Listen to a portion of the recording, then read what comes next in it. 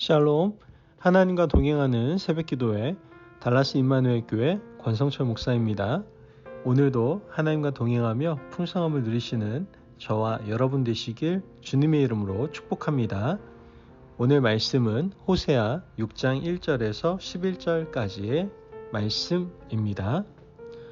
오라 우리가 여호와께로 돌아가자. 여호와께서 우리를 찢으셨으나 도로 낫게 하실 것이요 우리를 치셨으나 싸매어 주실 것임이라. 여호와께서 이틀 후에 우리를 살리시며 셋째 날에 우리를 일으키시리니 우리가 그의 앞에서 살리라. 그러므로 우리가 여호와를 알자. 힘써 여호와를 알자. 그의 나타나심은 새벽 빛같이 어김없나니 비와 같이 땅을 적시는 늦은 비와 같이 우리에게 임하시리라 하니라. 에브라임아, 내가 내게 어떻게 하랴? 유다야, 내가 내게 어떻게 하랴? 너희의 인애가 아침 구름이나 쉬 없어지는 이슬 같도다. 그러므로 내가 선지자들로 그들을 치고 내 입의 말로 그들을 죽였노니 내 심판은 비처럼 나오느니라. 나는 인애를 원하고 제사를 원하지 아니하며 번제보다 하나님을 아는 것을 원하노라. 그들은 아담처럼 언약을 어기고 거기에서 나를 반역하였느니라. 길르앗은 악을 행하는 자의 고울이라. 피 발자국으로 가득 찼도다. 강도떼가 사람을 기다림같이 제사장의 무리가 세겜길에서 살인하니 그들이 사악을 행하였느니라. 내가 이스라엘 집에서 가증한 일을 보았나니 거기서 에브라임은 음행하였고 이스라엘은 더럽혀졌느니라. 또한 유다여, 내가 내 백성의 사로잡힘을 돌이킬 때에 내게도 추수할 일을 정하였느니라.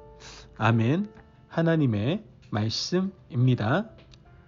여러분, 용기는 험하고 어려운 위기의 시대를 살아가는 사람에게 꼭 필요한 삶의 덕목이라고 할 수 있습니다. 어렵고 힘든 길을 마다하지 않고 달려갈 수 있는 것, 그것이 바로 용기죠. 하지만 이보다 더 대단한 용기가 있습니다. 그것은 바로 가던 길이 잘못되었을 때 인정하고 돌이키는 것이 대단한 용기다라는 거예요. 여러분, 사람들마다 자존심이라는 묘한 장치가 있지 않습니까? 사람들은 자존심 때문에 길이 잘못되었음을 알아도 인정하지 않을 때가 많습니다. 돌이키는 것은 죽기보다 싫어하죠. 그런데 삶과 죽음의 문제가 돌이킴에 달려있다면 좀 상황은 달라지지 않을까요? 여러분, 돌이키지 않으면 죽는다는데 자존심이 무슨 대수입니까?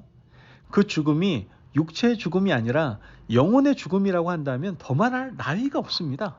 무조건 돌이켜야 합니다. 하나님 앞으로 돌아가야 살 수가 있다는 것이죠. 오늘 읽은 말씀은 이스라엘 백성들에게 돌이킴을 촉구하시는 하나님의 명령의 소리를 듣게 됩니다. 호세아서 5장 15절 말씀을 보면 그들이 그 죄를 뉘우치고 내 얼굴을 구하기까지 내가 내 곳으로 돌아가리라. 그들이 고난받을 때에 나를 간절히 구하리라. 말씀을 보면 하나님께서는 본질을 찾지 않고 형식에 집착하던 그러한 사람들 때문에 내가 내 곳으로 돌아가리라 라고 말씀하시는 걸 보게 됩니다. 그들의 자리에서 떠나셨다라는 거예요. 그럼 하나님이 숨어 계신 그곳으로 이스라엘 백성들은 어떻게 해야 됩니까? 찾아가야 하는 겁니다. 돌이킴은 내가 하나님이 계신 곳으로 발걸음을 옮기는 것을 말하는 겁니다. 이것이 진정한 돌이킴이다라는 것이죠. 그런데 문제는 장소가 아니라 마음이다라는 거예요. 우리 마음과 심령이 하나님이 원하는 곳으로 옮겨가야 한다라는 것이죠. 오늘 말씀에서는 우리가 어떻게 돌이켜야 하는지를 구체적으로 말씀해주고 있습니다. 호세아서 6장 6절 오늘 본문 말씀 보면 나는 인애를 원하고 제사를 원하지 아니하며 번제보다 하나님을 아는 것을 원하노라. 아멘. 하나님께서 원하시는 것은 인애와 하나님을 아는 지식이라고 분명히 말씀하고 있습니다. 이것은 4장에서도 말씀하셨던 거예요. 다시 6장에서 하나님을 아는 지식을 원한다라고 반복해서 말씀하시는 것이죠. 그런데 문제는 이스라엘 백성들의 이중성이 있었던 겁니다. 그들은 제사를 열심히 드리는 사람들이었어요. 예배는 열심히 드리는데 진실도 없고 인애도 없고 하나님을 아는 지식도 없었던 겁니다. 우리는 어떻게 이럴 수 있는가라고 생각할 수 있어요. 열심히 예배 드리는 자는 당연히 하나님에 대한 진실을 가지고 있어야 하고 백성들의 잘못을 덮어주는 인애가 있어야 하며 하나님에 대한 지식도 풍성할 거 아닙니까? 라고 생각할 수 있습니다. 하지만 북이스라엘의 백성들은 예배는 열심히 드렸지만 하나님에 대한 지식은 없었고 인애도 진실도 없었다라는 것이죠. 그렇다면 왜 그랬을까요? 자기 중심적으로 예배를 드렸기 때문에 그렇습니다. 하나님에 대해서 관심이 없었습니다. 예배당에 몸만 나와 있었지 양과 소를 가지고 와서 예배는 드렸는데 말씀에 대해서는 관심이 없었습니다. 내가 이만큼 바치면 하나님이 내 창고를 채워주실 것이다라는 욕심에 가득 차서 예배를 드렸던 겁니다. 그러니 예배 후에 이웃의 잘못을 덮어주지도 않습니다. 이웃이 어떤 잘못을 저질러도 관심이 없습니다. 말씀에도 관심이 없고 하나님과의 관계에도 관심이 없습니다. 그것은 하나님께 죄악이었고 이스라엘 백성들의 문제였던 거예요. 그래서 하나님께서는 인애와 진실을 가지고 하나님에 대한 지식을 회복해서 돌아오라고 말씀하고 계시는 겁니다. 오늘 본문 1절 말씀을 보면 오라 우리가 여호와께로 돌아가자. 여호와께서 우리를 찢으셨으나 도로 낫게 하실 것이요 우리를 치셨으나 싸매어 주실 것임이라. 말씀을 보면 인애와 진실과 하나님을 아는 지식이 없는 자는 하나님이 치시고 찢으신다라고 말씀을 하셨습니다. 하지만 돌이키기만 한다면 싸매어 주시고 낫게 하신다라고도 약속을 하셨죠. 하나님의 치유는 곧장 이루어지는 것을 볼 수 있는데요. 오늘 본문 2절 말씀을 보면 여호와께서 이틀 후에 우리를 살리시며 셋째 날에 우리를 일으키시리니 우리가 그의 앞에서 살리라. 여러분 문자 그대로 이틀과 3일이 아니라 회복과 치유가 빨리 일어날 것이다라는 약속임을 우리는 알게 됩니다.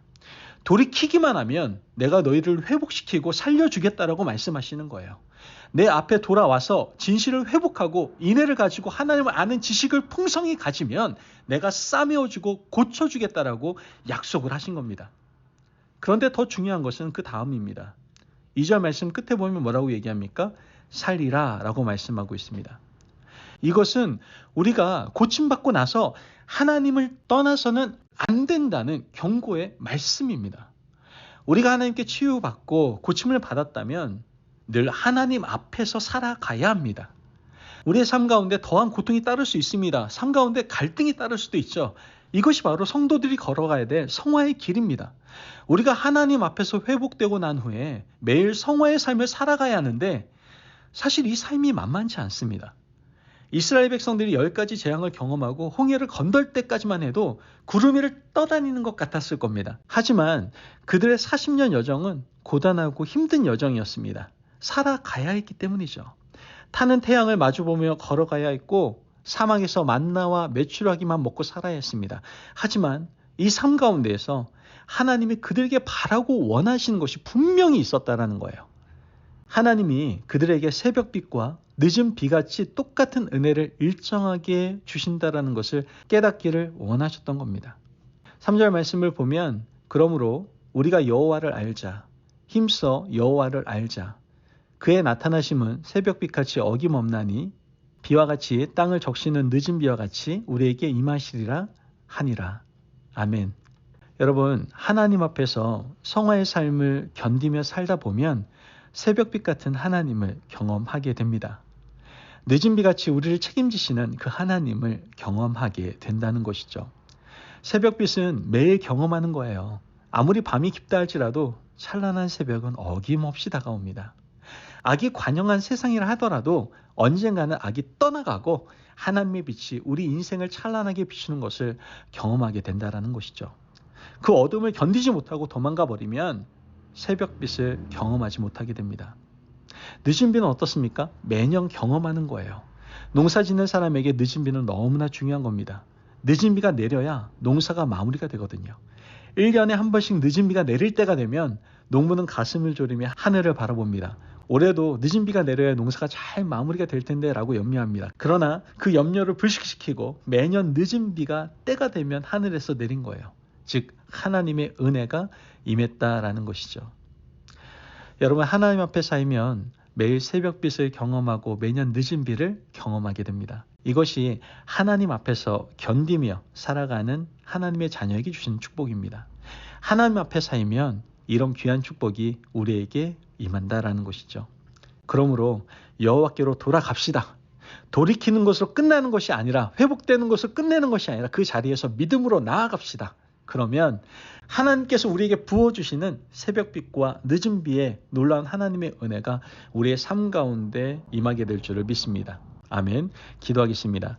사랑이 많으신 아버지 하나님, 감사합니다. 오늘도 귀한 말씀의 은혜 허락하시니 감사합니다. 하나님, 이제 하나님께로 돌아가기를 원합니다. 우리가 다시 한번 회개하며 회복함으로 이젠 하나님 앞에 온전히 믿음으로 나아가는 저희들 되게 하여 주옵소서. 그로 말미암아 우리에게 부어주시는 새벽빛과 늦은 비의 은혜를 우리의 삶 가운데 누리며 살게 하여 주옵소서. 감사하며 예수님의 이름으로 기도합니다. 아멘. 오늘도 하나님과 동행하며 풍성함을 누리시는 저와 여러분 되시길 주님의 이름으로 축복합니다. 여러분, 항상 놀라운 은혜를 부어주시는 하나님을 기억하며 오늘도 그 축복의 하루하루 한날 한날을 살아갈 수 있는 저와 여러분이 되시기를 바랍니다. 말씀 안에서 승리하십시오.